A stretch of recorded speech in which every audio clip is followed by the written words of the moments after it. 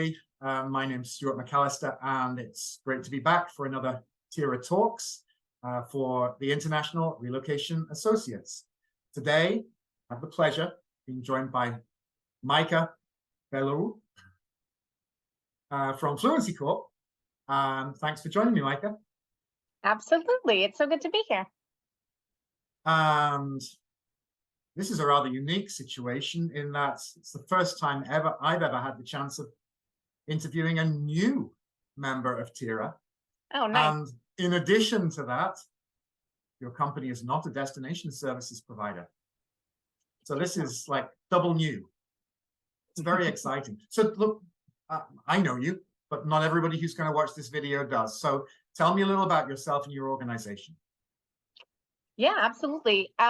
So I am American, as you can hear from the accent, but growing up, my grandmother spoke 5 languages, which got me very curious and wanting to be like her. And so through that, I took a lot of language classes, Spanish, French, and Japanese, and then went out into the world and took a job in Mexico, like many of the clients that we work with, all the DSPs and the relocation companies as well, and got there and realized my 8 years of Spanish just wasn't cutting it. And so, like any good little entrepreneur, I wondered, could we do better? Wow. by helping these people when they move, or anyone who feels their organization would benefit from better communication in their second languages. And so Fluency Corp was born. And Wow. One of our first clients was Samsung. So all the expats coming from Korea to the US for Samsung.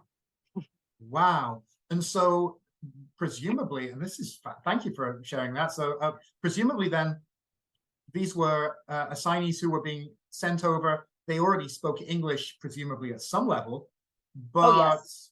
it might be a little colloquial. There certainly might be some challenges in terms of location within the US, accent, and so on. So I mean, the name of your company speaks for itself. Your work is fluency, right? Yes. Wow. Yes. And back in those days when you started, was that face-to-face mostly? Was it people arriving and then you were face-to-face, or was it already online? So I will tell you, right before COVID, we were 95% in person globally. Wow. Yes. So it was nice. And it's interesting what you just said about them. They already spoke very, very well. I think it's a very large misconception of who we serve. People a lot of times think that we are working with people that don't speak the language at all. But I would say 80% is high-level executives improving their English. Wow. That's important. 80%. Yeah, they speak way over B2 level already. And Samsung, we were there for 5 years with them. Wow. Well, that's a testament to the desire to take this issue very seriously. That, I speak pretty good Hungarian for pub, restaurant, friendly conversation, but I'm very aware that if I wanted to have a professional business conversation, run a meeting in Hungarian, that's a very, very different set of skills. And I haven't had lessons in that, but it's crossed my mind that it might be a good idea to take me to that next level. And I presume that's it. A way of encapsulating what Fluency Corp's done a lot of the time. Right. Okay. And then the paradigm definitely changed as a result of the pandemic. Has that served you well? I would say, and I'm going to be very, very honest, of course, with this, when you have to find, let me say it this way, in the big cities, you can find highly, highly qualified people that have been doing private coaching for 10 or more years, right? Very easily. But in the more remote areas or smaller cities, it can be a stretch to find the talent that is within 5 to 10 miles of the location where the Right. client is. And so I believe that anyone doing training online now has been able to up their game because the world is their oyster with online coaches. And so I always say to the clients, I'm happy to do it in person. And I know we will find someone, but there is a little bit of limitations when it has to do with location.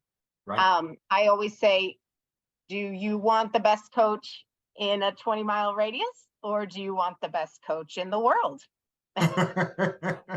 No, it's a very good And point. now they choose the world. Yeah. Right. And I mean, and on that same subject, then the fact that now, instead of competing in a particular geographic locale, you're now competing with the world as well, I presume. Yes. Yes. So It's does it, very true. I know we touched on talent right before, and yes, you have to up your game as an employer, mhm, and ensure that the best of the world's talent wants to use their work hours with you. right. Exactly. Gotcha. they No, they have yeah. a lot of options. Yeah, indeed. And that's what I was thinking. So, I mean, if you're a destination services provider, in the end, it's still, delivering services on the ground. You have competitors on the ground, of course, but if it's relocating into the Dallas area, let's say, where I know you're based, there are certain providers, and then those are the service people on the ground. And you're not competing with a service provider in Australia. They're not physically there. But time zones notwithstanding, True.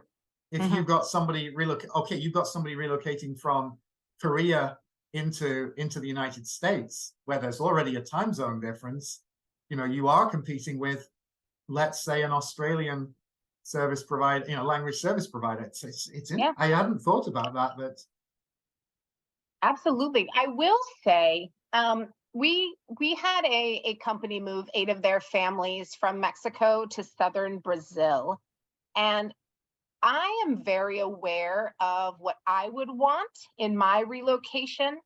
And so I will say probably 95% of the coaches are very nearby, right. even if not coming to the home. So, for example, I like to say I would like the expat and their family to be looking up at the same sky and the same sun at So the they same could time so, of day so they could as the meet coach.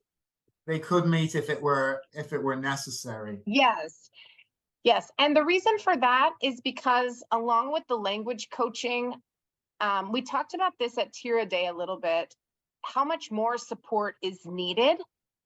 And the only person in the expat experience that is spending a year with the expat and their family is the language coach. Wow. And And so we sorry, go on. want to be able to help with assimilating. And so if the coach is in Australia, they might not be able to suggest a local Wi-Fi provider or explain the cell phone Right. So there is system. an overlap there. So your language training expert on the ground can also morph to a degree into giving practical advice on the ground. And I mean, is there also an overlap into the cross-cultural sphere So sometimes? for us, we are there for questions that come up. We do not do cultural training, but we know that, well, I know that when I moved to Mexico, I had a lot of questions at 2 months. I had completely different questions at 3 months as I was realizing where I was living. And then I had a Right, lot of very different questions at 6 months and a year. right, And so what we're saying to them is, we're here throughout with your questions. And then now companies are also purchasing 3 months, 6 months, and a year of assimilation coaching. where Wow. someone will reach out to them and do weekly, bi-weekly, monthly, and quarterly check-ins. And That's this great. is one expat talking to another expat Sure. saying, how are you doing? Yeah. No, that's great. Because That's it. as a It's not a DSP, psychologist. yeah, It's a support check-in. sure, it's definitely more peer-to-peer. But yeah, I mean, because we're as a DSP, when we complete settling in, we're done. You know, that's officially that's the end of the road for us. And we say thanks very much, goodbye, unless we've got some kind of helpline service. But a helpline service or tenancy management is all very practical. It's not about the, you know, psychological mental health or just the, how you doing of the assignment. Then that's really, really quite important. Wow. Okay. Thank you. And obviously, congratulations on joining Tira. Thank you for becoming part of the organization. Excited. So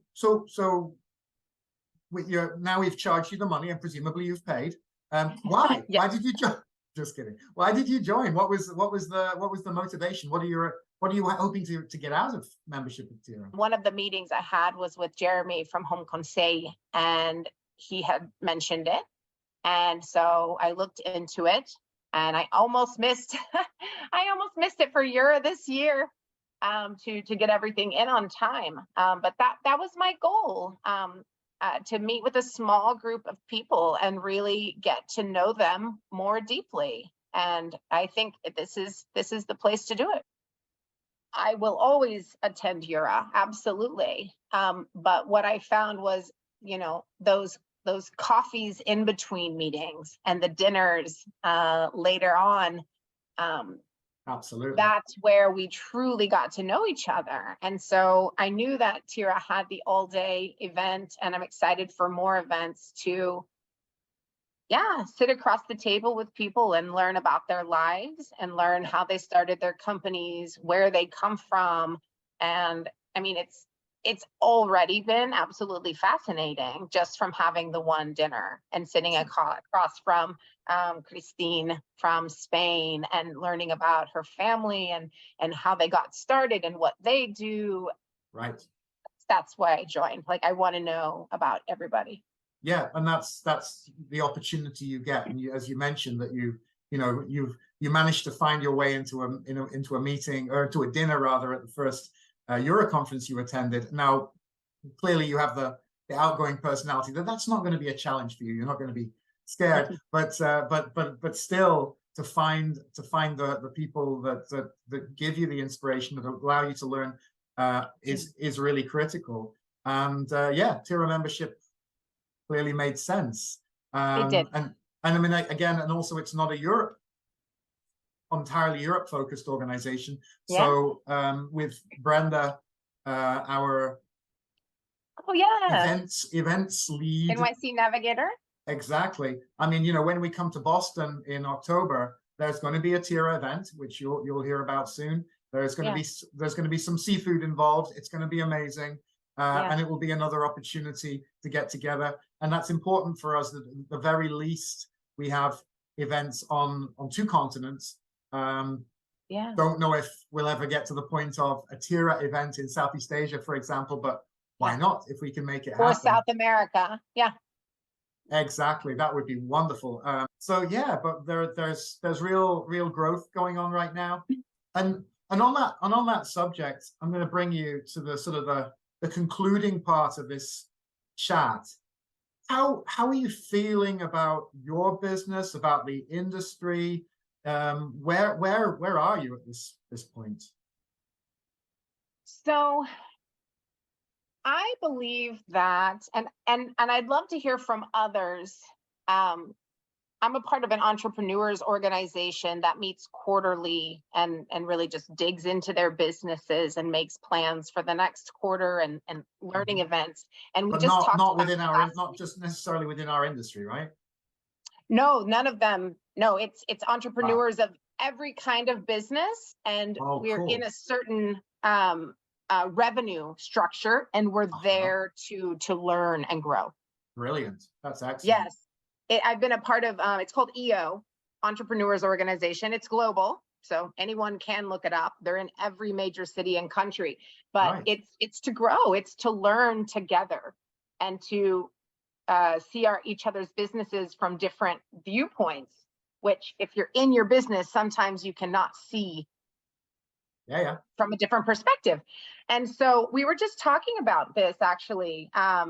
And a lot of the training and development companies have had to really get lean and really focus, because during COVID and even coming out of it, the training and development, the learning is often the first thing cut and the last thing to be brought back. Right. Because we could have an argument on how essential it is or not, as they say. But We could. it does take some time. And so we've gotten very focused, very concentrated on processes, highly focused on quality, and just doing with the businesses that we are working with currently, just A+, just hitting it out of the ballpark every time, because there isn't the same amount of influx as before. And we've seen relocation companies as well kind of rethink, do we want to do language in-house? Do we want to keep using service providers? So everyone is kind of rethinking their own processes. And so and my team has found this as a time to, we do have business coming in, but it is less, or it has more fluctuations we're seeing. And so it's a good time to really do everything as best as possible and fine tune. Gotcha. Okay. Wow. Well, I mean, thank you for sharing that. This is definitely a changing time. I think we both have the advantage that in the end, the face-to-face, not necessarily face-to-face in person, but the face-to-face service that we provide is something that I don't think will ever be replaced by AI or an app or anything like that. You need those human interactions at the very least in this kind of environment, and if not, then actually face-to-face. Micah, this has been a really, really enjoyable conversation. I had a suspicion it would be, and I wasn't wrong. Thank you so much for your time. I'm delighted that you've joined Tira and that we had a chance to talk today. I look forward to seeing you in person, I guess, in Boston. Yes, in October. Absolutely. My old stomping ground. I lived there for 10 years, so I'm very excited to show anyone around who would like to see it.